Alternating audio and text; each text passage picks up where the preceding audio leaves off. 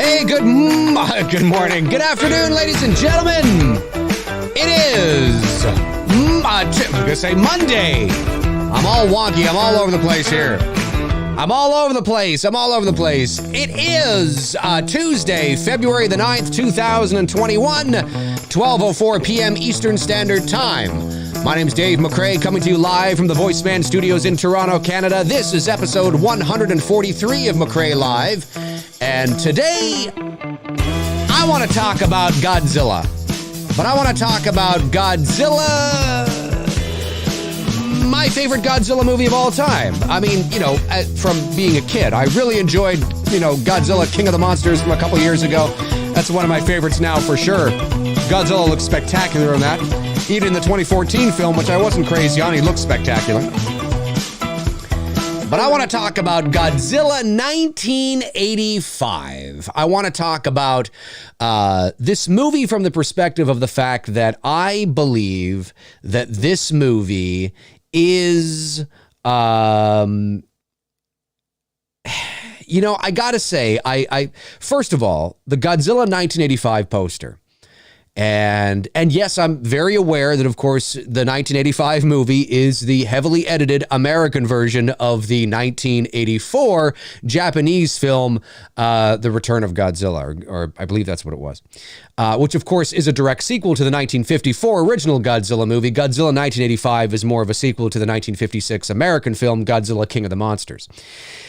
And but the poster for Godzilla 1985 has always been one of my favorite movie posters of all time.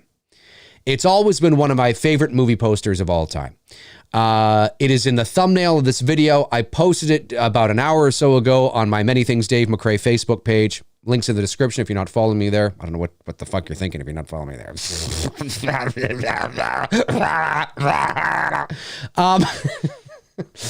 And always been one of my favorite movie posters. Godzilla looks like the poster itself. The color is beautiful. The symmetry of how everything is laid out. A lot of 80s posters are fantastic anyway. A lot of 80s posters, there's some that aren't. But I mean, most of the time, 80s posters are, it's just some great posters from the 1980s, for sure, across all genres. And the Godzilla 1985 poster, which is pretty much the Japanese poster, although obviously with a new title and positioned a bit differently, it's essentially the same poster. But the poster is brilliant. I love this poster. I've always loved the Godzilla 1985 poster. Ironically, though, it's never been in my possession. And just the other day, I finally ordered one offline, a nice one sheet, 24 by 36. I ordered it a couple of days ago. Should be here in the next week or so. And I'm going to get that sucker framed and I'm going to pop it on my wall because, ideally I'd like to get it plaqued like how I have most of my posters. Outside this door here, I have Halloween, Elm Street, Friday the 13th, the Indiana Jones movies, the Star Wars films, and they're all plaqued, which is great. And maybe I might want to do that with Godzilla 1985 as well. But a lot of the stores are still closed here and things are shut down. So I'll probably just get it framed for now, which is fine. The poster on the wall on my door back there, the Halloween poster, is that's not plaque, but I did frame it. So I'll probably do something like that. Anyway, one of my favorite posters of all time. Love this poster. Now, is there nostalgia running rampant through my veins when we talk about Godzilla 1985? Yes.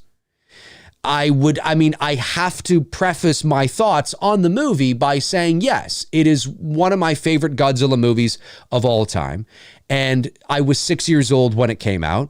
I saw it in the movie theater. My dad took me to see it. So there's definitely a nostalgic attachment to it that cannot be, I can't talk about the movie without acknowledging that. Definitely there is that spin to it. But there's more to it for me.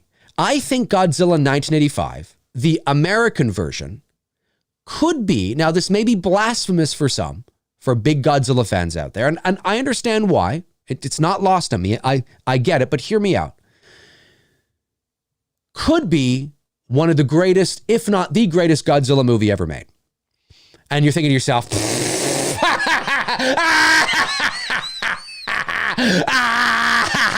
no, I'm dead fucking serious. Now, of course, there is the, let me just put this down over here. I have little props today.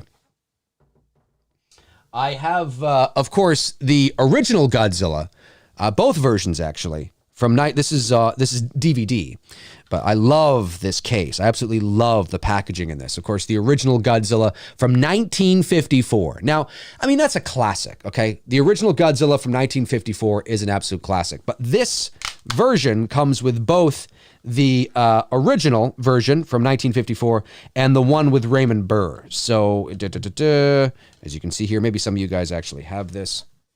So there's the original Japanese masterpiece, and then the one starring Raymond Burr. So pretty cool indeed. I love it. And of course comes a little booklet. So I am a big fan of the original Godzilla from 1954.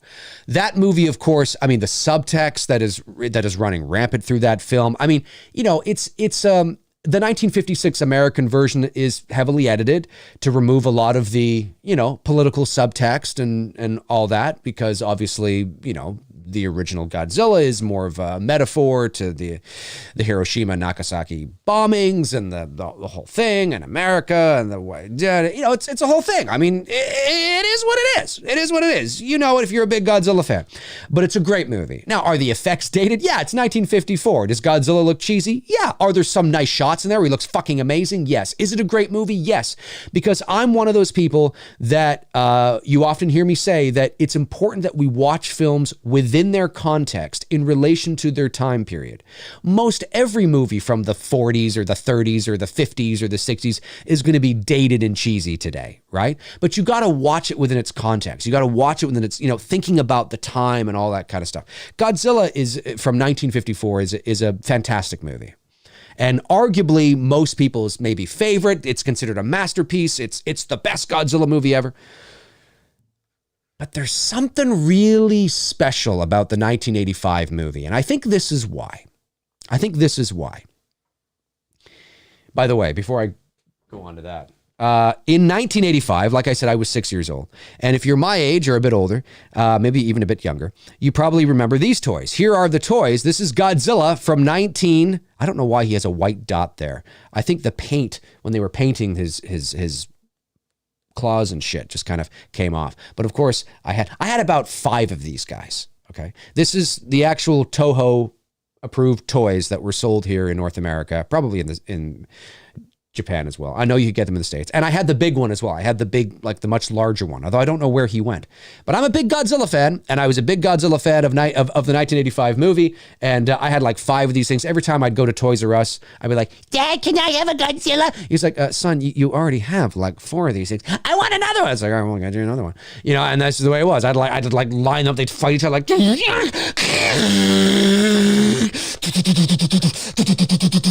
was great. I had a lot of fun.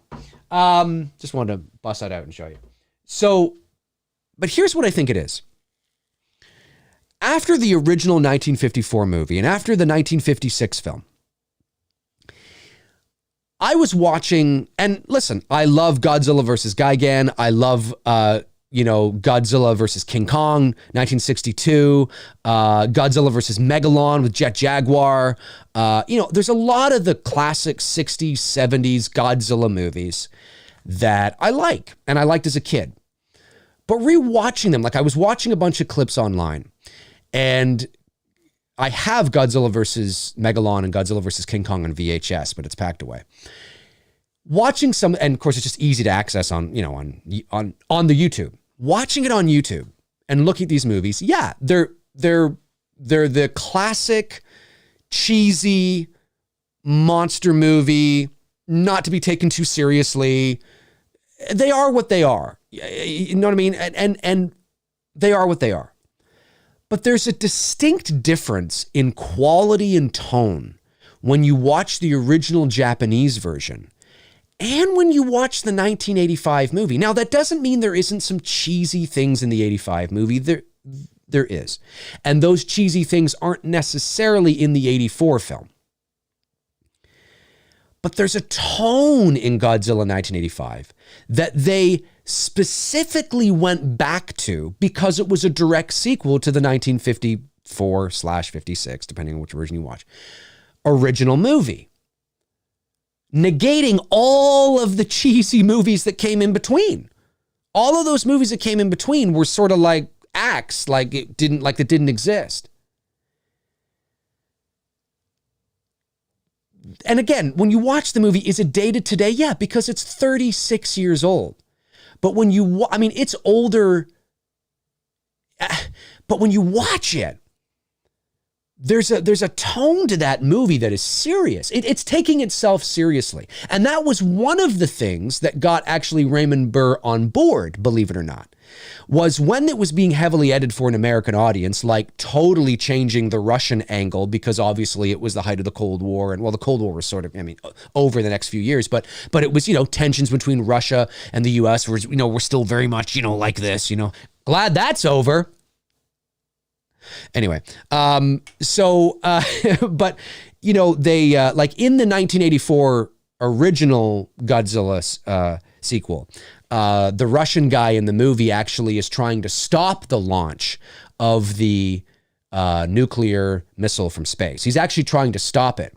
But in the 85 re-edit for American audiences, they redubbed the Russian, and now he's actually trying to deliberately launch the missile. Like, way to fucking totally make matters worse, America.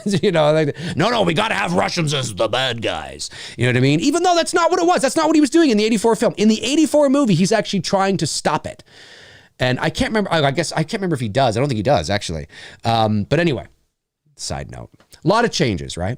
But they actually, for an American audience, they wanted to cheese it up a bit more. They wanted a bit more comedy in there. And Raymond Burr actually said, I'm not going to come back if this is what it's going to be, if you're going to make a mockery of it. So they gave a lot of the cheesy lines away from American Burr. Oh, that's ironic because he's not American. He was Canadian. They gave Raymond Burr they removed a lot of the cheesy lines they wanted to give him and gave it to a couple of the stooges at the Pentagon in the movie. And I'm glad they did that. And then he, came back. And yeah, there's a few cheesy things in the movie. Even his speech at the end, it's kind of funny from a certain point of view. But at the end of the day, it takes itself very seriously. And it's the first time that they've done that since the 1954/56 original. And that's why, like, when you watch Godzilla 1985, and that's where I like that, because he's got such a presence. He's got such a on-screen presence Godzilla has. And yes, it's still a Godzilla suit. It's still a guy in a suit / animatronic. But it's really, really well done. And to this day, and I don't think there is a Godzilla movie that since then, really, or at least in the foreseeable future after that, even the sequel to that movie where he comes out of the volcano in, like, what was it, 91 or 2, whatever it was, or late 80s, even that suit is not as good. And there's something about the Godzilla suit in Godzilla 1985 / Return of Godzilla 84 that looks fucking spectacular. Again, thinking about it, in its time, that looks way better than any fucking cheesy ass cheese fest that they ever had in any of the 60s or 70s movies. Way better. Way better. Now, we also know that same suit from the 1954/56 movie was also worn to death as well throughout some of the movies. And I believe the last time the original Godzilla actor donned that suit was in Godzilla vs. Gigan, I believe, from 72, I think it was. And you can tell, like, the suit in that movie is pretty tattered too. But then I started to think, why, what are some other reasons why? Like, the suit looks fantastic. It was revolutionary for its time. And the way they had, like, when the mouth would open up, and you can tell it's animatronic, but when the mouth would open up and its upper lip would curl and it would come down, it felt like it was real. Like, it felt like there was some, there was grit to it. And it was like there was it didn't, and I'm like, why does it feel this way? Why when I watch Godzilla vs. Gigan or Godzilla vs. King Kong or Godzilla vs. Megalon or Godzilla vs. Mechagodzilla or pick your fucking cheesy Japanese monster movie from the 60s and 70s, Godzilla. And why does this look so much better?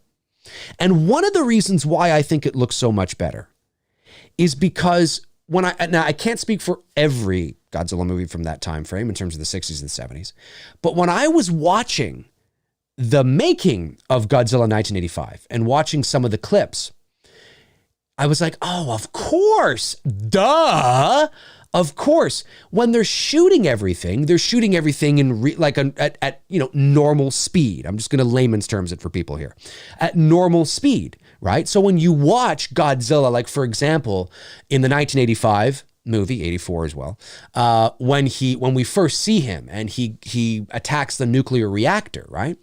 Well, when they're actually shooting that, the guy who's in the suit is walking at normal speed, which you would want him to do if you're about to do what you're going to do in post-production.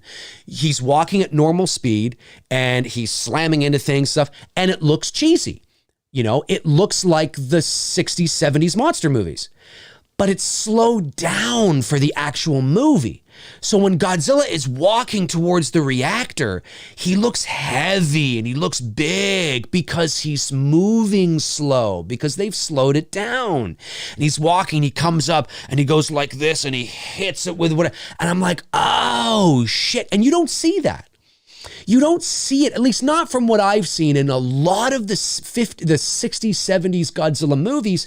He's very much, you can tell it's a guy in a suit because he's moving in real time and he's picking up things and going, doing this. And it's fun. It's fun. It's cool. I'm a big Godzilla fan, but I'm also not 7 anymore. I'm also not 9 anymore. I'm also not 6 anymore. I'm nearly 42. So when I watch those movies now, I can watch them, have fun with them because they're nostalgic, but they're cheesy as all fucking hell. And it looks terrible. I mean, really, if you want any sort of believability, you can tell it's a couple of guys in a suit. You know what I mean? And there's nothing wrong with that, right? Got to think about its context. Totally. It's awesome. It's amazing. It's dated. I get it.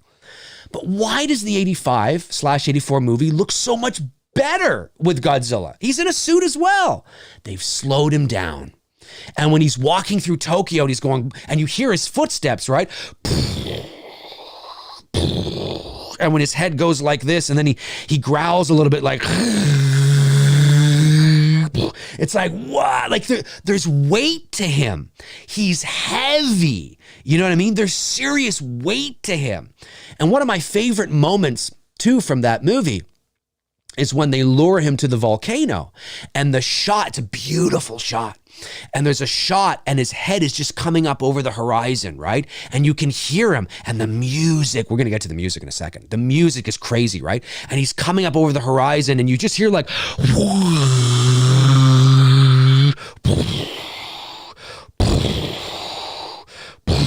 like, I'm telling you, it is way more mature, way more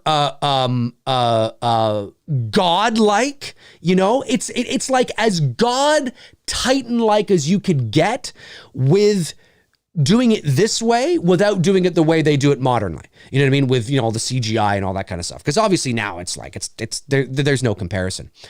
But he's coming over the horizon. You just see his mouth open. You see and the mouth is slowly opening and closing shut. And you can see his body moving back.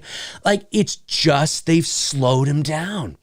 And that doesn't mean that every single shot of him in the movie is, no. There's a few shots in there that are like, not his best angle. Kind of can tell that it's animatronic. Like there's one when the one of the Japanese fighter planes flies past Godzilla in close proximity, and Godzilla's going like this. You can tell that's an animatronic. It's not something, but you forgive it because he looks so great everywhere else. So that's one of the reasons is they've slowed him down, and he looks magnificent. He looks heavy and big, and he's walking and his tail's going like this. You know what I mean? You don't get that in a lot of the earlier cheesy Godzilla monster movies. They just play it in real time, and he's fine. That doesn't mean they wouldn't slow some things down. Like if there's like a move that Godzilla's doing with Gigan or something, right? And he like tosses him. Maybe that epic moment is slow motion or something, right?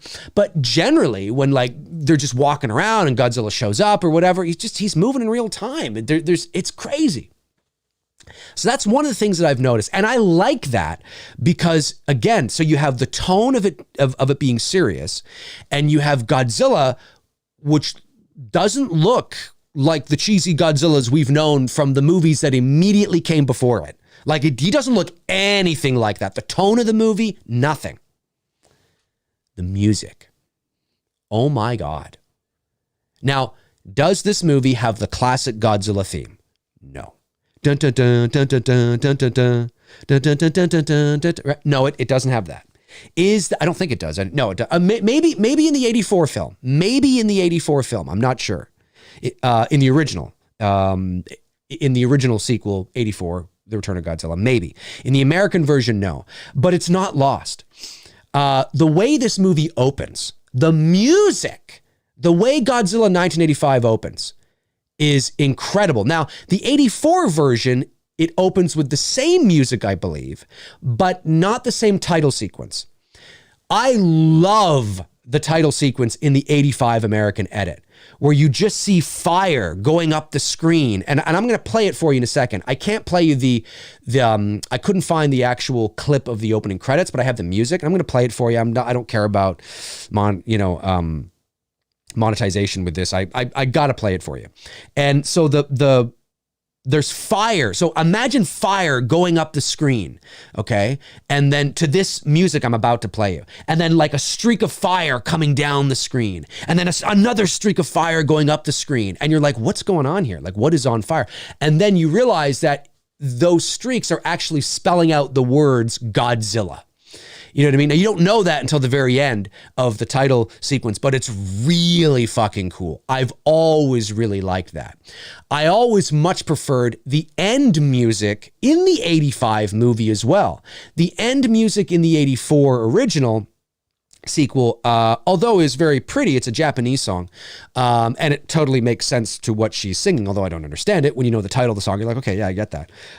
It doesn't have the same impact that the ending of the 85 version does. And yeah, is Raymond Burr's speech, is it kind of funny when he says an earthquake, a tornado, or a Godzilla? I mean, yeah, that's kind of funny because it's, but the speech is amazing. I mean, and Raymond Burr delivers it incredible. And the meaning of the speech and the whole idea, like, when you watch Godzilla falling into the volcano, and you realize it is true, he is an innocent and tragic monster. He wasn't doing this, like the message is he's not killing because it's not personal.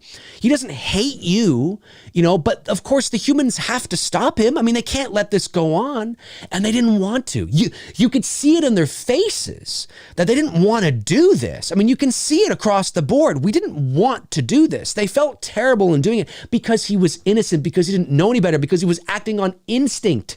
It's not like he got up one morning and said, I'm going to attack Tokyo. It's not like that. I like going back to those roots of Godzilla, where he's not an intellectual scholar, like he he can compartmentalize and object, like he's this intelligent being. Not that he's not intelligent, but you know what I'm saying, right? I like that they went back to that, right?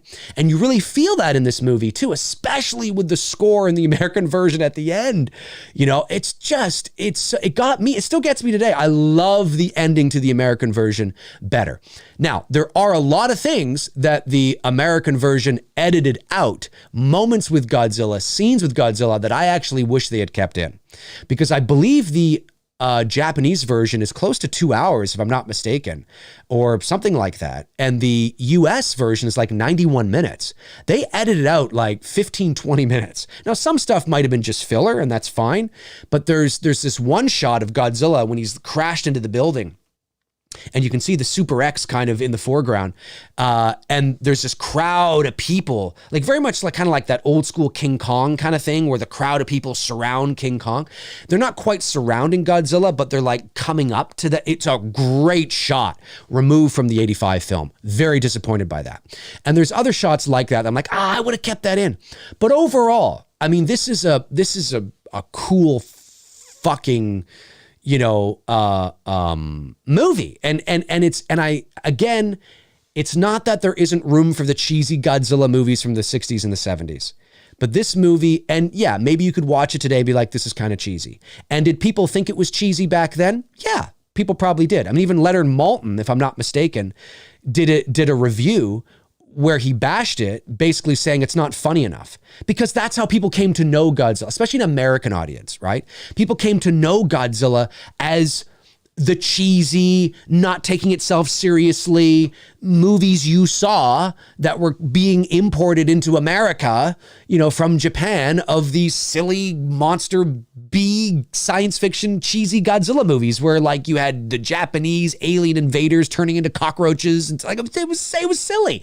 It was insane. And that is what became of Godzilla. So when this Godzilla movie comes out, I think there's an expectation that, you know, like even on the movie poster, where's the movie poster here? I have it here. I can't bring it up as fast as I want to, but you can probably see it on my thumbnail. But even on the movie poster, oh, it's not on the movie poster. Maybe it was on the back of the box. On the back of the box. Is somebody from Good Morning America, I think, said something like, it said something like Godzilla 1985 is something like hilarious fun or something like that. It's like hilarious. It's not Godzilla 1985 is not hilarious. It wasn't hilarious in 85. You could watch it today and maybe kind of laugh at some of the cheese, but it's certainly you can tell that this isn't the typical Godzilla movie. You can absolutely tell. And I absolutely love it. I absolutely adore it. And I think, again, is it the greatest Godzilla movie ever made? Well, it depends on what you want your Godzilla to be, obviously. And as much as I can appreciate those cheesy Godzilla movies from the 60s and 70s, they're fucking terrible. Like, I'm not 5 anymore. You know, they were cool when I was 5. They were cool when I was 7. But I tried watching like 20 minutes of Godzilla versus Megalon, and it's like, oh my God. Like, this is, come on. I mean, come on, guys. You know what I mean? Right? It's not, they're not great. They don't hold up.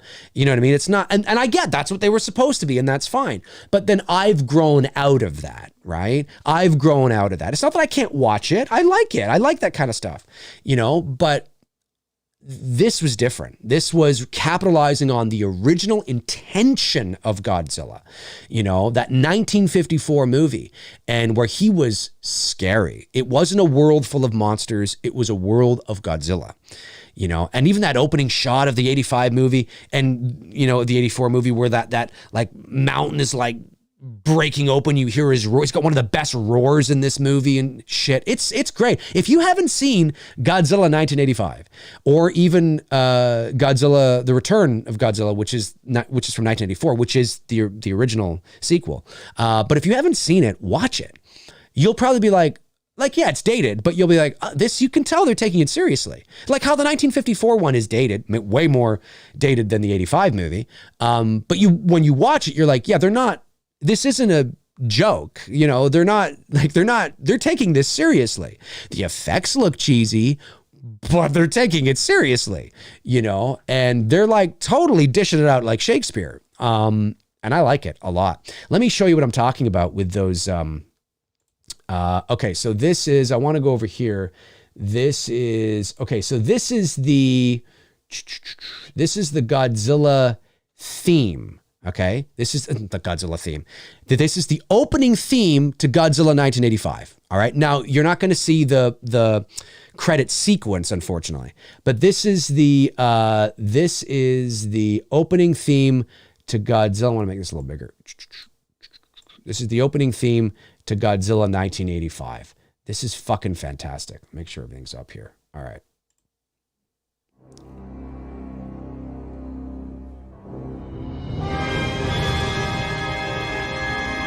Fucking fantastic. This is so great.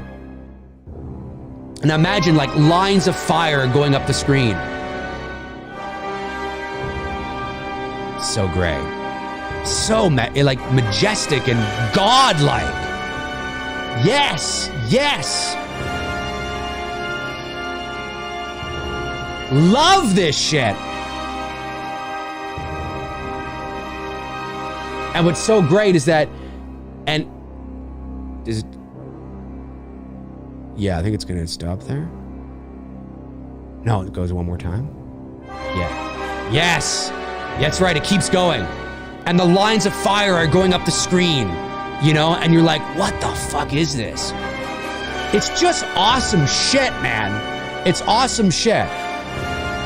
I love this piece of music. It's so, like, just powerful. You know, like, what are we getting ourselves into? And then it comes to the crescendo here, and that's when you see the title Godzilla 1985 with like fire burning in the background and shit. It's so great. It's so great. That is the opening to Godzilla 1985. Now, I believe that piece of music also does play, I stand to be corrected, but I believe that piece of music also does play in the 1984 cut, which is the original cut of this movie, of course. But there's no like lines of fire going up the screen. I think it's just against the backdrop of an erupting volcano, I think, if I'm not mistaken. Something like that, which is still pretty cool. It's still pretty cool, but that's fucking cool. That's fucking cool. And then, of course, there is Raymond Burr's speech. And this is the, one second here. This is the speech that Raymond Burr gives. And then I'll have to stop it after he's done the speech because unfortunately nobody has it uploaded where it goes from the speech right into the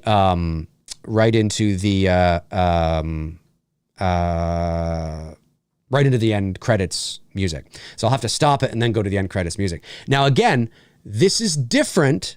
Like the shots are the same apart from seeing the Americans at the Pentagon.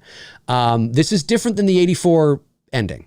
But I love this ending because it brings it all home, you know, and it's sad. And the music in the background while he's giving his speech is really good too. You know what I mean? And then you get into the end credit sequence music, which is fucking awesome. Anyway, here is Raymond Burr's speech here. Let me just get, I see what I've done here. I have to do this, I think. There we go. Here's Raymond Burr's speech. Nature has a way sometimes of reminding man of just how small he is. She occasionally throws up the terrible offsprings of our pride and carelessness. Now this is, you know, I mean... Remind us of how puny we really are in the face of a tornado. Yeah. An earthquake. Is this a little cheesy in retrospect? Or Godzilla. Yeah, it's kind of funny. Godzilla. The reckless ambitions of man are often... But listen to what he's saying, though. Dangerous consequences. For now, Godzilla, that strangely innocent and tragic monster... Of course, he wasn't doing it on purpose. Yeah. Whether he returns or not, or is never again seen by human eyes. Such a great speech. The things he has taught us remain. And listen to that piece of music there, right? So you have that. All right, so what is this residential center? There we go. So you have that piece of music, right? And then what that ending speech, let me go back here. What that ending speech, there we go. What that ending speech leads into is this piece of music here. This is a great fucking piece of music. Isn't this great? This is a great fucking piece of music. This is great. Now, this is only the 85 version. The 84 Japanese cut doesn't have this music. Nor Raymond Burr's speech, obviously, because Raymond Burr wouldn't be in the Japanese cut. And then you go into the Super X theme.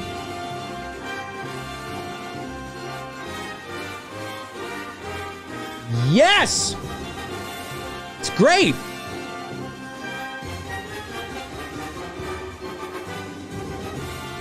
It's great shit, man. I'm telling you, the soundtrack for Godzilla 1985, it's a good fucking soundtrack.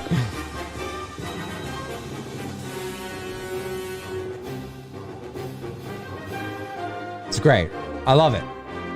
I mean, folks, this is just, again, just a few more examples of what I love about this movie. And I'm not saying there aren't some cheesy things in it. That's not what I'm saying.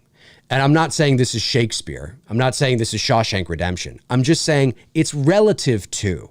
when you think of Godzilla movies, because Godzilla became almost, and like I said, it's not like I don't like those old Godzilla movies either, but I love when they take Godzilla seriously. And the new Godzilla movies, Godzilla 2014, Godzilla King of the Monsters from a couple years ago, I don't know what Kong versus Godzilla is going to be like yet, but although I had issues with the 2014 movie, and I much more preferred the 2019 one, The King of the Monsters, I appreciate that what they've now done is they've been able to combine almost the best of, well, I don't want to say the best of both. Well, yeah, in some ways. You're able to combine all these monsters, right? Rodan and King Ghidorah or King Ghidorah and fucking Mothra and Godzilla and now Kong and shit. You're bringing them into a world that is taking itself seriously. Now, that doesn't mean that the characters in Godzilla and Godzilla King of the Monsters and Kong Skull Island, yeah, the characters are the characters. It's they are what they are. They're there they're serviceable. I'm never going to become overly emotionally attached to the characters, and nor should I. This is really about the monsters. This is really about the titans going up against each other, right? And as long as the characters are serviceable and I don't have to wait 5 hours to see anything, then okay. And I like what they've done there. I wasn't a huge fan of Kong Skull Island, wasn't a huge fan of Godzilla 14, although I liked Godzilla in it.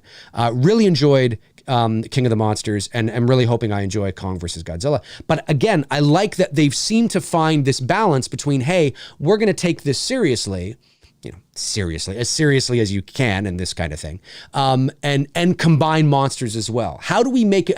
How do we get the audience to buy into this absurdity? That there are that these things are real without having to make it cheesy and a little self-aware. How do we do this? And they've done it, and I like that. And I guess that's why for me, I've always really appreciated the more serious take on Godzilla, because he's cool and he's wow, you know what I mean? I don't see a guy in a suit. Even though I see a guy in a suit, I don't see a guy in a suit. Even though I see a guy in a suit, I don't see a guy in a suit. And I can't say that for any Godzilla movie from, I mean, maybe, maybe when I was like 5 or 6, maybe, but not now, not at nearly 42 years old. I just watched those old Godzilla clips. I'm like, yeah, this is, I can see why this appeals to children. 100%, and even the later Japanese Godzilla movies. Now, Shin Godzilla, he looked great. He looked good. He looked good, 100%. But in the Godzilla movies that immediately preceded 85, in a lot of those Godzilla movies, Godzilla Final Wars, Godzilla versus, oh God, there was a bunch of them. Godzilla 2000, there was a bunch of them. I don't think he looks as good as he does in 85. I really don't. Watch those watch the 85 movie, watch those subsequent Godzilla films. And I think maybe it's because they're not slowing him down, maybe. But I don't think the suit looks, there's something about the suit. There's something about the way they presented Godzilla in 1985 that looks fucking great. Still to this day. No, it doesn't look as great as he did in King of the Monsters, obviously. But I'm just saying, still to this day, as far as Godzilla suits go, I think it's the best Godzilla suit they've ever done. And I don't see him. I just see, I tried watching some clips of Godzilla 2000 and Godzilla Final Wars. I've actually seen both movies, but I haven't in a long time. So I just brought up some clips on YouTube and I'm like, he doesn't look as good. He doesn't look as good. It doesn't look as real. It doesn't. A movie 20 years before this looks better. That's my opinion. So is it the greatest Godzilla movie ever made? Well, again, that depends on what your idea of Godzilla should be. But I think it's incredibly underrated. And I think the Japanese cut is great, is absolutely great. But there's a lot of things in the American edit that I like better, like Raymond Burr's speech, like how it brings it all home, like the end title sequence in terms of the music. There's some good stuff in there. So that's how I feel, man. That's how I feel. But I just, I don't know. What do you guys think? If you're watching after the fact, comment below and let me know what your favorite Godzilla movie is and why. Why? Maybe you're somebody that just got so attached to a certain look of Godzilla and the way Godzilla should be. And maybe in your mind, Godzilla just is those cheesy monster movies from the 60s and the 70s, so that when you see something a little more serious, it's comical to you. Because maybe in your mind, you're like, well, this isn't the way Godzilla's supposed to be. Hey guys, it's Godzilla. Let's not take ourselves too seriously here. You know, I mean, maybe that's how you feel, right? Maybe watching Godzilla 1985 is funny to you because they take it so seriously. And you're like, this isn't the way it's supposed to be. Like, come on, we're all the fucking Japanese turning into cockroaches and aliens and, you know, UFOs and weird. I mean, maybe that's what you like. And, you know, admittedly, I don't think I've seen every single Godzilla movie that's ever come out, but I used to watch a lot of them as a kid. You know, I rhymed off 3 there that I was a big fan of. But this is Godzilla 85 is where it's at, man.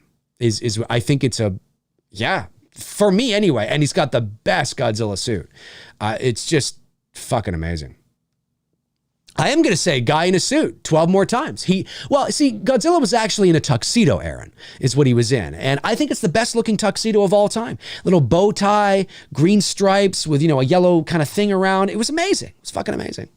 Let's go to some of your super chats and see what you guys are saying here. Let me see. Look like I missed the super chat. I'm not sure. Southpaw 82. Thank you, buddy. Says Godzilla versus, that's it. Is it Billante? Billante is the best in my opinion. I don't know if I'm saying that right. But Biolante. Am I saying that? I do know the movie you're talking about. That actually, I believe, I stand to be corrected, is the sequel to Return of Godzilla. And I don't think he looks, that's all about him fighting monsters again. And it gets very much back into the classic Godzilla movie where it's just a monster movie. And I get it. And I like those movies too. But it's awkward that it's a sequel to the movie that we're talking about because tonally, it's so different. It's so different. And I don't think he looks nearly as good. I don't think he looks bad.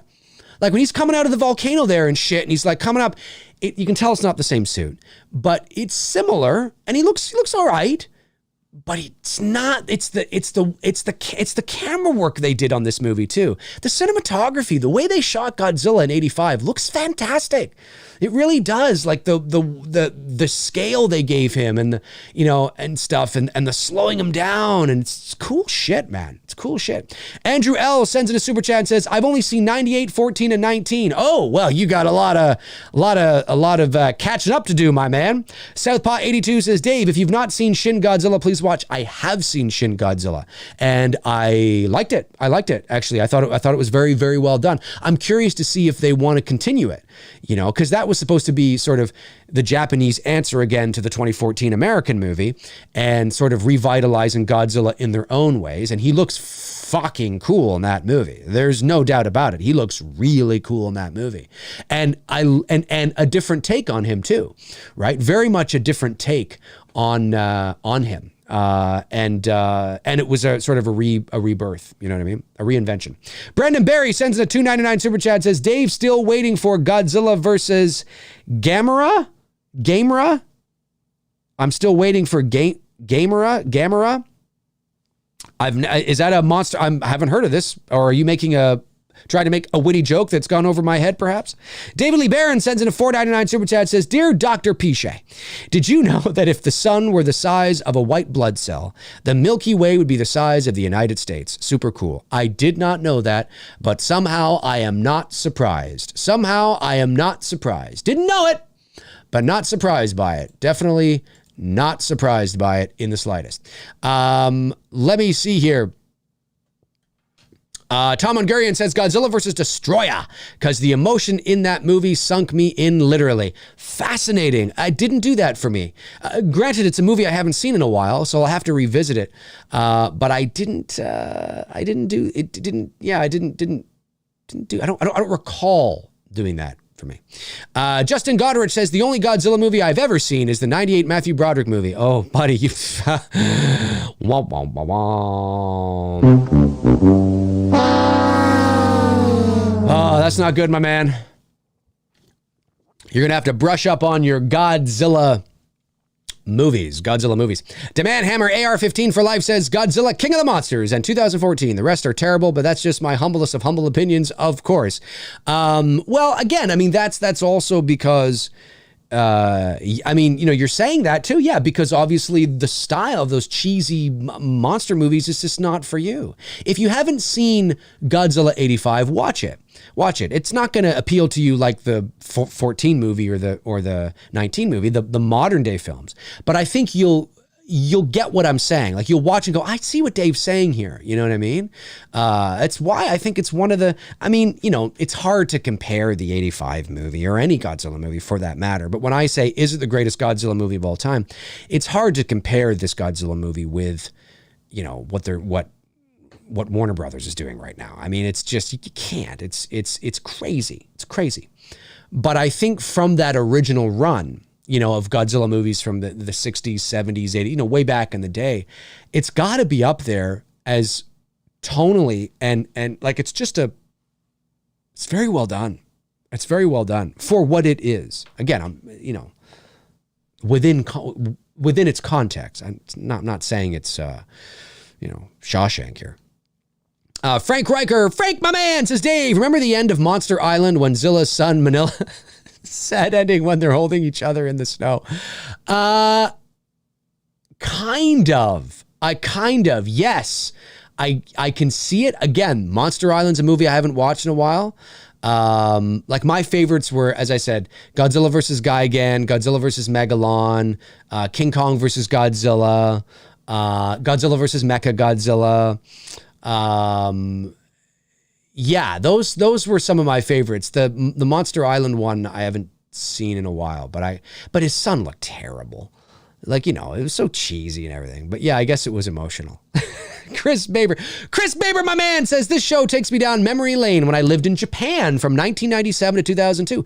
Definitely going to watch tonight. Awesome. Now, I assume that you lived in Japan because you were stationed there, if I'm not mistaken, right, Chris? You can correct me if I'm wrong. Maybe you just actually lived there. That's pretty cool though. Yeah. Kenny525 says, I love the Godzilla 85 movie. I also have the 98 Godzilla window cup holder from Burger King. Fascinating. I feel like I'm going to sneeze. There we go. Turned off my mic so I didn't sneeze in your faces. That's cool. The Burger King cup. Yeah, my brothers took me to see the Godzilla movie in 1998. I was 19. And because obviously they knew I was a big Godzilla fan. So they took me to see it and I didn't like it at all. I just didn't like the way they changed his look, you know, and I get Roland Emmerich's, it was Roland Emmerich, I believe, that directed, if I'm not mistaken.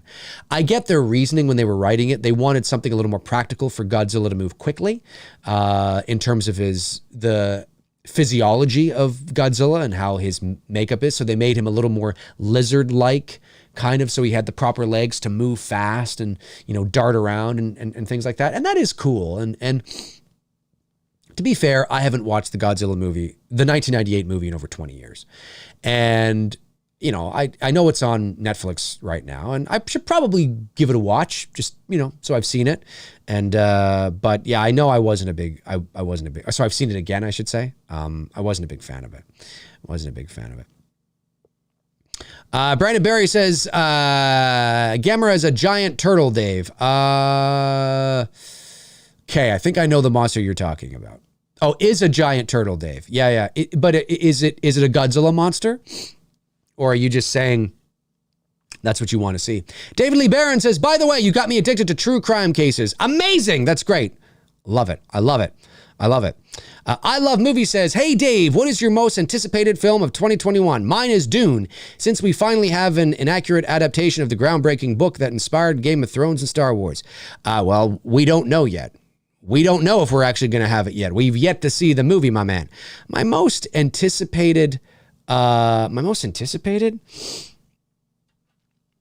don't know. I have no idea. I want to see Ghostbusters Afterlife. My most anticipated, I'm not sure. It changes from time to time. I don't know. Kong versus Godzilla is definitely, although I don't know how I'm going to see it. Of course, it doesn't come out till the end of March. Hopefully the theaters here will be open. We don't get HBO Max in Canada. So unless the Cineplex store is going to have it, maybe I'll have to rent it there. Or maybe the theaters will be open by then. I can see it. But yeah, Kong versus Godzilla is definitely up there too. I'm looking forward to that. Frank Riker says Godzilla 98 had the worst music. Puff Daddy and... Oh, I know. Don't even get me started on that. And did you hear the music I played for you? For Godzilla 1985? That's pretty fucking cool music. I mean, even if you don't like the movie, that's pretty cool music. That's a pretty cool intro. I mean, it sounds like, wow, like God, like, you know, like, oh, you know, and the fucking fire. It's pretty fucking cool. Come on. It's pretty fucking cool. Like if the 2014 movie had an intro like that, right? Obviously they couldn't do it because they'd clearly be copying. But I just say there was no intro like that in 84 and 85. And you had an intro with that music in 2014, fire going up the screen and that kind of music. It'd be fucking epic. Epic. Gets you like you are watching Godzilla. It's great. Fucking love it. I fucking love it. Yeah. Let's see. What do we got? Robert Thitoff, my man, says, Dave, did you see Netflix has a documentary series, The Cecil Hotel, about Elisa Lam starring tomorrow? Oh, yes, I did see it, and I will be watching it tomorrow when it finally is up on Netflix. I just hope that they do justice to the case, which I doubt they will, but I hope they do, and they focus more on anybody who has done any, and I've said this before, anybody who's done, and keep this in mind when watching it, they need to entertain. There's going to be sensationalism in there. They're going to focus on spirits and ghosts and things like that. Elisa Lam didn't die of a ghost. She wasn't possessed. And I say this to anybody who's watching. If you do your due diligence and you go beyond just the creepy elevator footage and people and videos covering just the creepy elevator footage and spinning it like she was playing the elevator game and she was possessed and a ghost killed her. I mean, if you just please, for the love of fuck, move past that and dive deep into the case and do your due diligence, you'll soon go, oh yeah, this is not, like, there are people that believe that, like, for example, when she was at the elevator, and keep this in mind when you're watching it, when she's at the elevator and she's doing this with her hand and she's acting weird, there's people that spin that. I can tell you what she's doing. She's putting her hand in between her and the elevator door because she's trying to get the door to close. She's doing this because she's, it's more than likely a sensor. She thinks she's got to like trip or something like that. She's standing, leaning against the elevator door. We can't see her. And she's doing this with her hair. And people are like, what is she doing? Is that something going on? If you actually knew the layout of the Cecil Hotel, and I've been to the Cecil Hotel, by the way, not inside, but I've been down there. But if you knew the layout of the Cecil Hotel, you'd know that every floor has a fucking mirror there.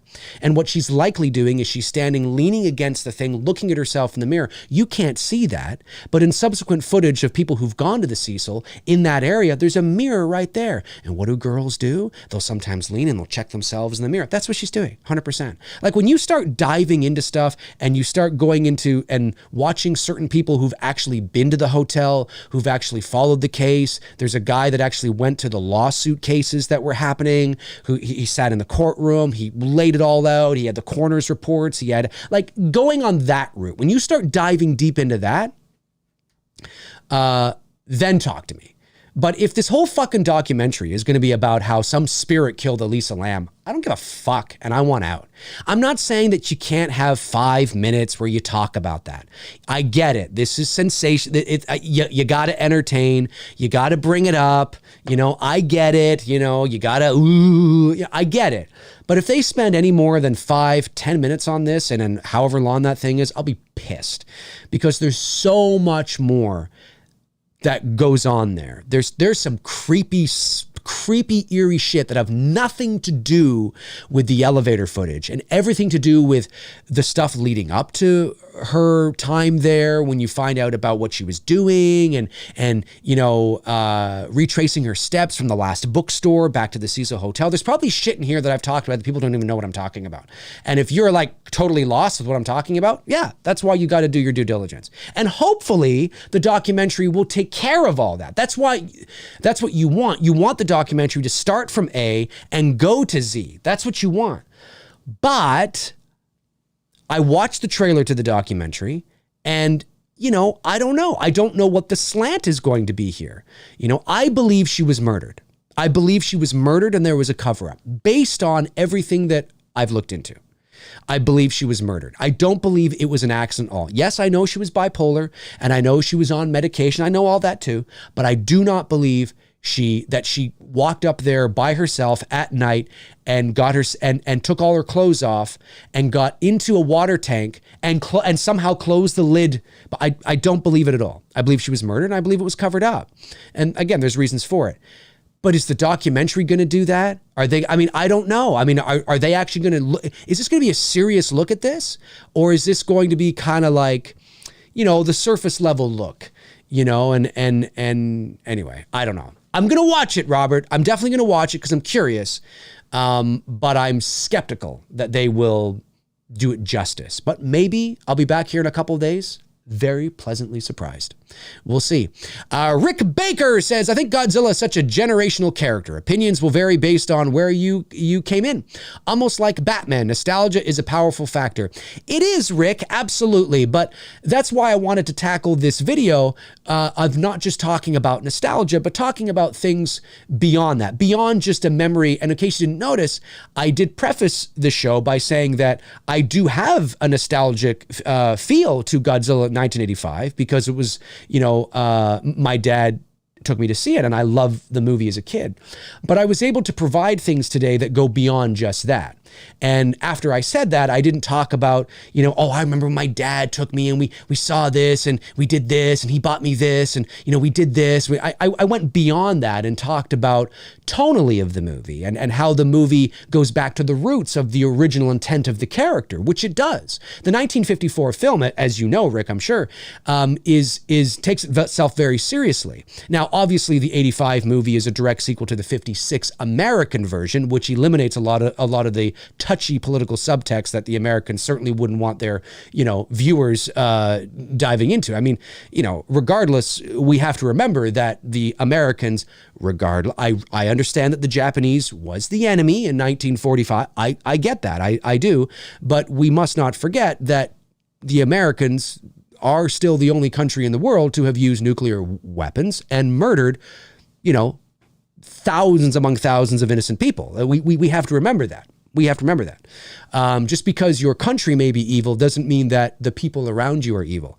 Not everybody agreed with Hitler either.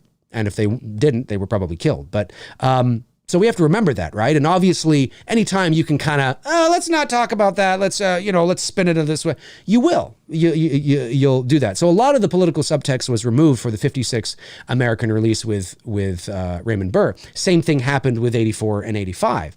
But tonally, it's such a great, a great callback to that original intent. Godzilla is scary. He's not in a world full of monsters. You know what I mean? And I went through it all. So I agree with you. Nostalgia is a very powerful thing, but that's why I like to challenge myself and go beyond the nostalgia. And can I point to things that are measurable, like I tried to do here today, that can give people pause and maybe think about it a bit more, maybe revisit the 85 film again with that in mind, with the things I've talked about here in mind, because it's, pretty cool indeed. Corey Dean says, Dave, do you think Godzilla can be considered horror?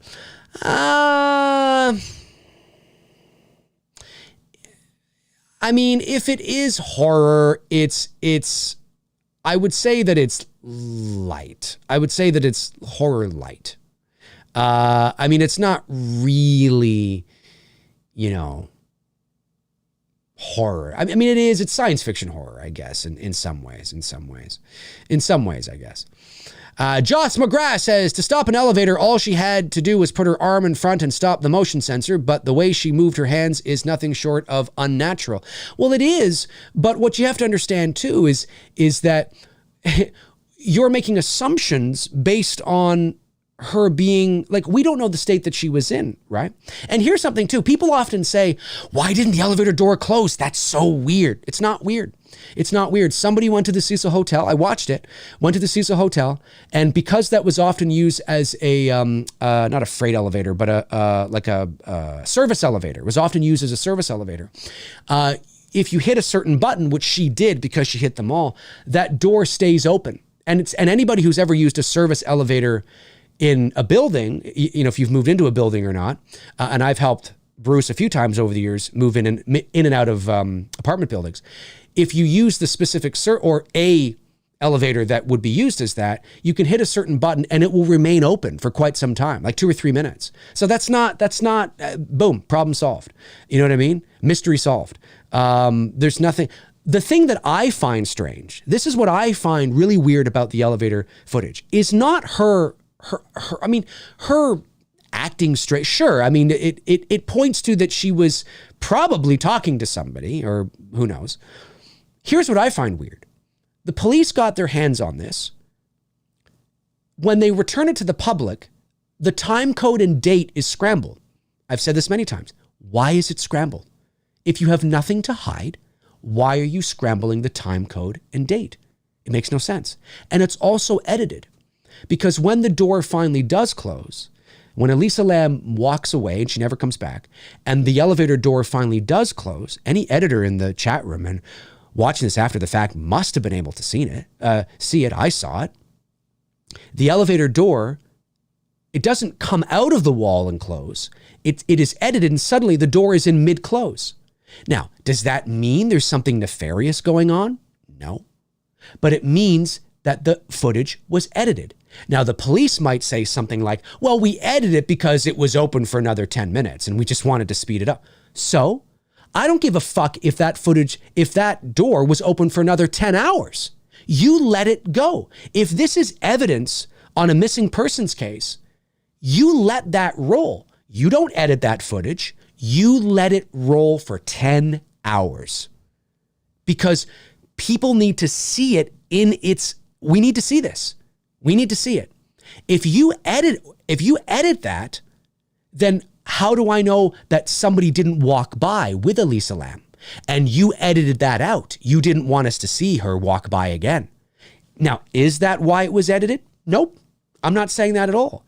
But now I have to ask the question. When you present evidence as is. You don't present evidence that is altered or edited, right? So you have a time code that is scrambled. You have a date that is scrambled, which makes no sense. Why would you do that unless you were trying to hide something? And you have the footage is also edited. Does that automatically mean that there's a cover-up and she was murdered? Nope, doesn't mean that. But that's what I find most interesting about that footage. Her acting strange is strange. Yep, it's strange. But there's nothing demonic going on there. You know, she could have been talking to some guy around the corner that we just never saw. And we didn't get a chance to see because it was edited. You know what I mean? And maybe the guy that she walked past was the janitor or something, or a security guy, or walked with past. I mean, maybe he had nothing to do with it. And maybe the police didn't want to incriminate him. So that's why they edited. Well, then just say that. All you got to say is, oh, well, John from security walked by at that moment. And so that's why just say that. Did somebody walk by again? I don't know. We'll never know because it was edited. So I love that kind of stuff. That's the kind of stuff that I find interesting and I want to talk about. Is the documentary going to talk about that? Is the documentary going to talk about the time code and the date being scrambled? Is the documentary going to talk about how the footage is actually edited and the door actually, it cuts? There's a jump cut, basically. Like that's what it is. Is the documentary going to talk about that? I don't know. We'll see. Yeah. Tabitha says, Dave is very passionate about this story. Oh yeah, it is. Oh, I am because I'm like talking about the spirit. It's fun, but come on, let's go beyond that. You're right. I am passionate about it. Let me see. I don't think I missed any super chats. Did I? Here we go. Daily Baron 199 super chat says, thoughts on the Fast and Furious franchise. I have only seen Fast 5, Fast and Furious 1 and 2, I think. I haven't seen any of the others. So I mean, they're entertaining, I guess. They keep, just when I think they can't jump the shark anymore, they seem to jump the shark again.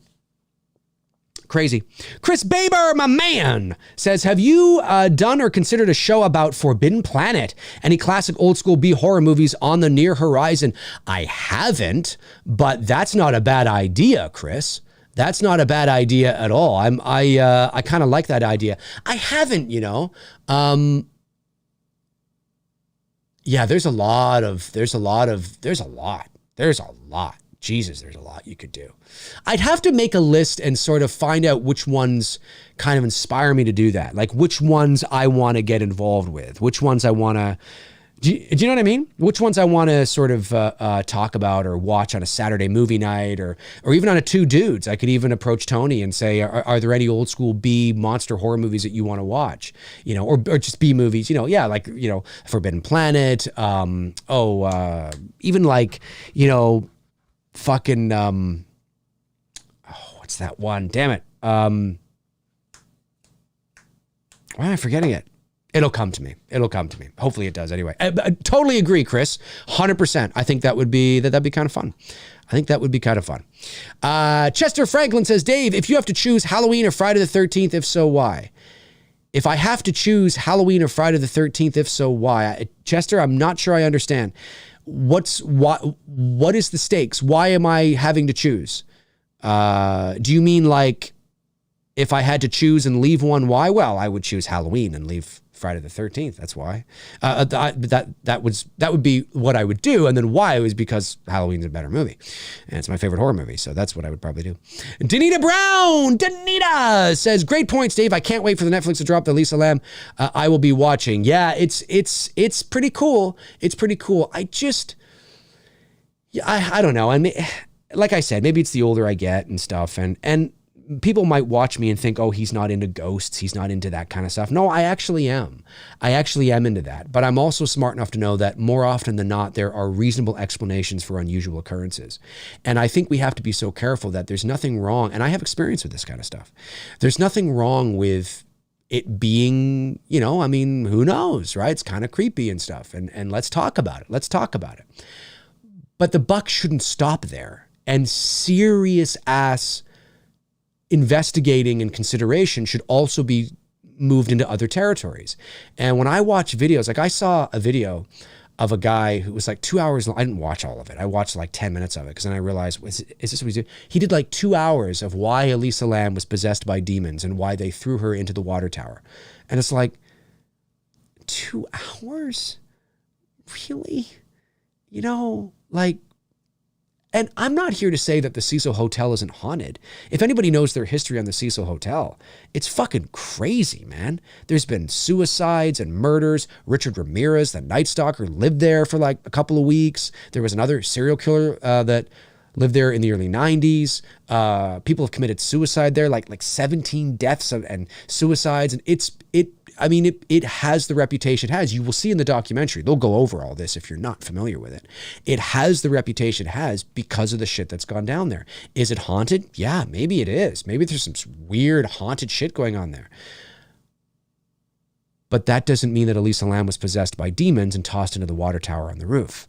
You know what I mean? Let's not, here's something that's creepy.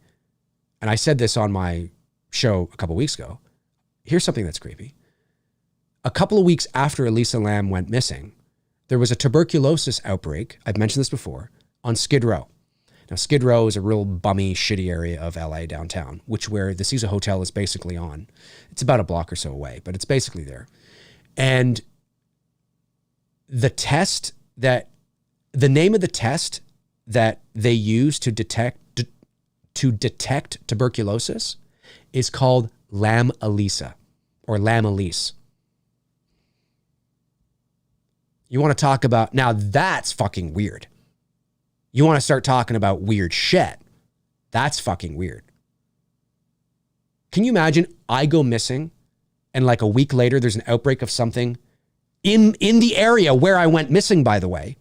In the area where I went missing, there's an outbreak of something where the test you use to detect it is called MCRAE Dave. That's fucking weird. Are they going to talk about that? I don't know.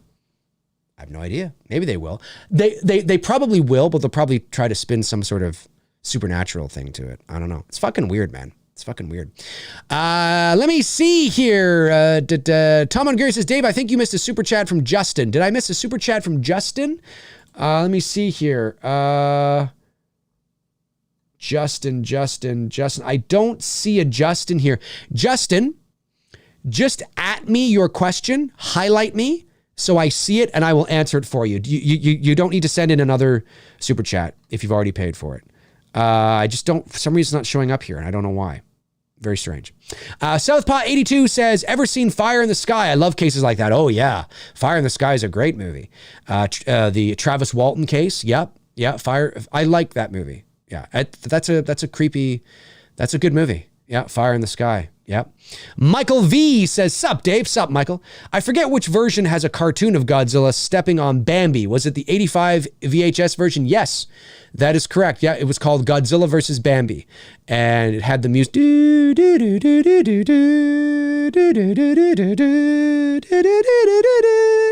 And Bambi's looking all cute there, eating, grass or whatever, and then Godzilla's foot comes down and slams it. Yep, that was that. Yep, you are correct, sir. Die Hard Drummer 84 sends in a super chat and says, hey Dave, can you announce what you're watching for Two Dudes early Sunday afternoons again? That way I can watch ahead prior to stream. Congrats on 100. It all depends on what I'm doing on this Sunday.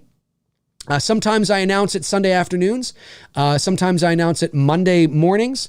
It all depends on what I'm doing and what's going on. So I can't guarantee that I will. I will do my best if I have time and if Sunday is available to me to do that, then I will do that. But I can't guarantee it, obviously. I don't want to guarantee that because it's not a request that I can necessarily say I will fulfill 100% of the time. But when I can, I will. And thank you very much. Yeah, congrats on 100. That's right. Next Monday night, folks. Next Monday night, 7 o'clock p.m. Eastern Standard Time, episode 100 of Two Dudes and Some Bullshit. Make sure you tune into that. Matthew Ferresi says, thanks, buddy, for the $4.99 super chat. Says, I think The Thing from Another World, 1951, is underrated. Not quite as good as Carpenter's, but still a great black and white horror movie. Oh, yeah. I haven't seen it in a while, but I do agree. I remember that movie being quite good. The Thing from Another World.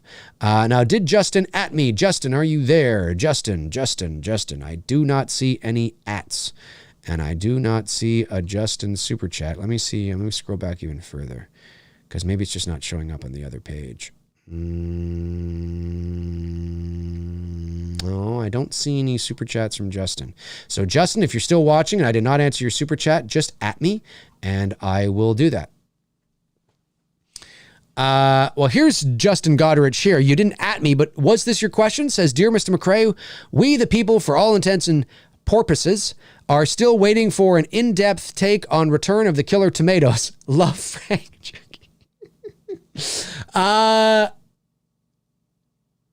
Yes, I will be doing an in-depth analysis on Attack of the Killer Tomatoes and The Blob in one. No, I'm not going to do that. I haven't seen. Have I seen Attack of the Killer Tomatoes? I must have seen Attack of the Killer Tomatoes. I must have. Oh, by the way, I ordered Godzilla 1985 was never released on. I don't even think it was ever released on DVD. That doesn't mean there aren't bootleg copies, by the way. I know it was Godzilla 1985 was never released on Blu-ray. And there's reasons for that. New World Video went to shit. It was owned by Fox, and then Fox was bought out by Disney. I don't know if we're ever going to see a Blu-ray, let alone a 4K, release of Godzilla 1985. So I went onto eBay and I bought a bootleg version. Dave bought a bootleg. Yeah, I did. I bought it. I bought a bootleg version of Godzilla 1985 on Blu-ray. And so I'm curious to see how it's going to turn out. It's coming from Poland, and the guy's got great reviews, and he's like, he's got great reviews, great feedback. So I'm like, I'll give it a shot. It's not that expensive. It's like, I'll give it a shot. And if it doesn't work, whatever, right? No harm, no foul. But if I can get Godzilla 1985 on Blu-ray, I don't know how good this Blu-ray transfer is, but nonetheless, it'll be cool to have it on a disc that I could pop in and watch it. And so I'm hoping it's pretty good. And I saw a couple of reviews on YouTube by a couple of guys that actually ordered it from this guy and says it's fine. Looks good. I'm like, okay, well, I'll keep my fingers crossed then. Because this is a movie you can get. There's been several VHS releases of Godzilla in 1985. There's been about 3, I think, something like that. But never made it to DVD, I don't believe. And I would like to...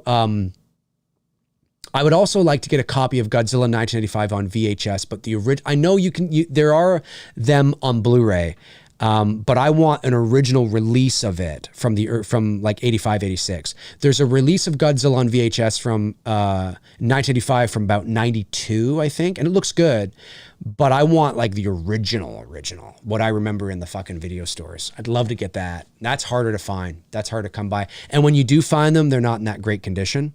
You know, the box, like it's torn and shit like that. And so I'll keep my eyes out for it though. Darren Sand says, isn't George Clooney in Attack of the Killer Tomatoes? Is he really? George Clooney is in Attack of the Killer Tomatoes? Jeff Harris says, wait, that is a real movie? Attack of the Killer Tomatoes? Oh yeah. Yes, it is. Yes, it is. Travis Lauterball says, Shin Lauterbau, excuse me. I think, am I saying that right, buddy? I think I'm saying it right. Shin Godzilla is so damn expensive to get on Blu-ray. It's insane. Yeah, probably because it's being imported from Japan, probably. Chester Franklin Jr. says, Dave, I was talking about Jason or Michael Myers. Who is the best killer, and if so, why? Oh, Chester. I'd say it like that because it would take me so long. I mean, I like Michael Myers. I like Michael Myers better because of the anonymity and the enigma and the mystique that surrounds his character. That's why I think he's better.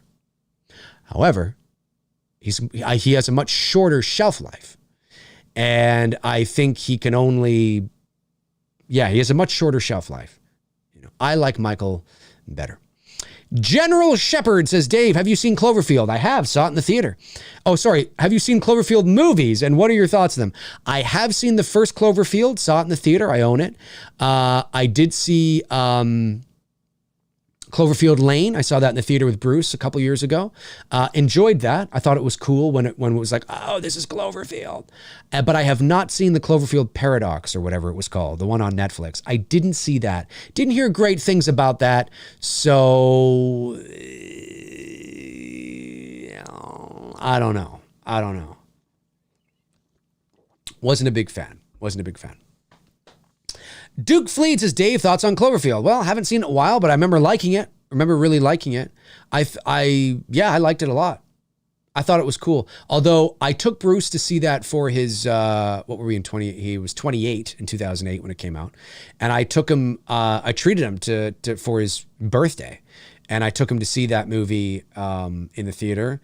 And I remember for the first 15 minutes, I was feeling nauseous because I can suffer from motion sickness because obviously it's found footage, handheld, you're watching on a gigantic screen going like this. So it took me a little bit to kind of even out my inner ear and equilibrium and just kind of like, okay, hang on a sec here. I gotta, you know what I mean? But for the first little bit, I remember feeling the motion sickness. But I liked it a lot. Gary Rangel says, Dave, did you like the Godzilla 2014? I actually enjoyed that one better than the others. Did I like Godzilla himself in 2014? Yes. I thought Godzilla looked fantastic. I loved all the Godzilla scenes in 2014. It's just the movie as a whole was a little flat for me because the characters weren't interesting. Godzilla wasn't in the movie enough, as I said a lot, for us to spend all this time with the characters. And it's not like the characters in King of the Monsters were any better, but there was more of the monsters. So it evened out more. You know what I mean? There was more of an even, but yes, I love the way he looks in the 2014 film for sure. And I'll have to watch the movie again. I mean, granted, I saw it a couple of times in the theater actually, because I saw it with my girlfriend, and then my buddy Brian was in town for work and he hadn't seen it, and we went and saw it together. So that was the second time. Maybe I've only seen it twice. Can't remember. I love your movies. Your sequel concept video makes me want to write a Halloween script. Well, then write a Halloween script, my man. Write a Halloween script. Get down there and write a Halloween script. That's what I say you need to do. Okay, just making sure I didn't miss any super chats. I don't believe I did. I did not. Justin, I don't see you adding me anywhere, so I'm assuming that was maybe your super chat. Let me see here. General Shepard says, Dave, what is your favorite Guillermo del Toro movie? Well, I really like The Shape of Water. I thought that was really good. That was shot here in Toronto. Bruce's company there supplied all the gear for it. Pan's Labyrinth is really good. I'm not a big fan of the Pacific Rim movies. I mean, they're fun to watch, you know, but I really like The Shape of Water. I know it's an acquired taste for some, but I really liked it a lot, actually. David Lee Barron sends in a $4.99 super chat, says, some people suggest that the Greys aliens are actually us humans thousands of years in the future. Us traveling back in time, studying us. Yeah, it's an interesting concept. I mean, you know, when you start going down the road of quantum physics and time travel and time relativity, and yeah, I mean, it's fascinating. It is. I mean, there's no evidence of it. You know, make a cool movie, make a cool story. I think it's more likely that that's a very, it's a cool idea, but it also comes across as a very like very sort of like we're so important that, you know, that's us in the future. And it's like, no, it's if they're real, it's probably just fucking other life coming to check us out. You know, like we humans have such a idea of this whole like we're so important to the universe. Like we're not anything. We're fucking nothing. We're nothing. We're literally nothing. So cool idea, but yeah. And I know it's not your idea. I know it's, you know, I've heard that before too, but that's a cool idea though. Who knows? I don't know. There's no evidence of it, but there's no evidence not for it. So I don't know. Southpaw82 says, Dave, how excited are you for Godzilla versus Kong? I am excited, man. I am excited. I just want my man. I'm Team Godzilla, and I want Godzilla to win. I want Godzilla to tear Kong apart. I did see the Japanese trailer of Godzilla slapping Kong across the face, and every other clip was, they still had that god-awful music in there, and they still had, and everything else was pretty much the same. It was just like that 1.8 seconds of Godzilla slapping Kong. That was nice. But I mean, you know, so what? Whatever. I want to see Godzilla tear it up. And for everybody who thinks that Godzilla is actually Mechagodzilla, again, I say this, obviously I don't know for sure, but I say this, if the Godzilla that King Kong fights in Kong versus Godzilla is not actually Godzilla, then it renders the title of the movie completely obsolete. Then he's not fighting Godzilla, he's fighting Mechagodzilla. And yeah, maybe that's cool from a narrative point of view, then change the name of the title of the movie to something else, because I don't believe that. I think that theory, which seems to have caught on like wildfire. There's so many people putting so much there are so many people putting so much stock into this theory that I actually believe that their hearts are going to be broken, like literally disappointed, like feeling, oh, that's shit, like really disappointed when they find out that no, it actually is Godzilla, and he's just, you know, I don't think it's Mechagodzilla at all. I don't. I think it is Godzilla. I just hope that the reason and the justification for why he's suddenly a bad guy doesn't feel like dog shit and some sort of, you know, well, you know, we got to get Kong in there. No, he's the king of the monsters, man. Come on. You know, like I don't believe, I know Mechagodzilla is likely in the movie. I get it. We saw him. I get all that. But do I think that's Mechagodzilla in Godzilla's skin? No. Is it possible? Yes. Is it probable? No, I don't think so. I don't think so. But I do think there are a lot of people that have put so much stock into that theory that they're actually believing it. And it's like, you know, there's no proof. There's no evidence of that, right? You do know that. No, it is. It makes sense. It makes sense. No, it doesn't make sense, because then it's not Kong versus Godzilla. Anyway. Yeah, Aaron Click says, yes, Dave, I agree. All we are is dust in the wind. Oh, dude. I mean, I've said this before, and I'll say it again, and I'll leave it here. I think I've got all the super chats. Oh, wait, no, there's one here. Frank Riker, my man, says, for the sexy fire-breathing MFers in the chat, go Kong, the true king. Oh, you're going down, Frank. You're going down, man. You're going down. I've said this before, and so here in Toronto, and you could do this anywhere. You can do it on top of a building that isn't this high. But in Toronto, of course, we have the CN Tower. And the CN Tower at one time was the tallest building, even though it's not a building, it's a tower, was the tallest building in the world for 31 years. And it's still the tallest building, if you will, in the Western Hemisphere. And it's huge. And the main observation deck, which is the big circle you see, if you know what the CN Tower looks like, is 116 building stories above the ground. Yeah, you can go higher. You can actually go 147 up. But anyway, so I remember being up there. I haven't been up there in a few years, but I remember being up there a few years ago and looking down at the people. Now, am I high off the ground? Yes. I'm 116 stories off the ground. I'm huge. That's ridiculous, right? Right? We can agree with that, right? It's huge. It's huge. It's taller than the World Trade Center. It's huge.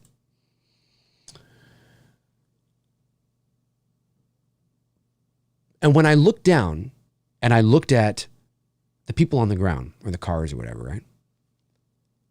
And you don't have to go this high to get this perspective. That's what's crazy.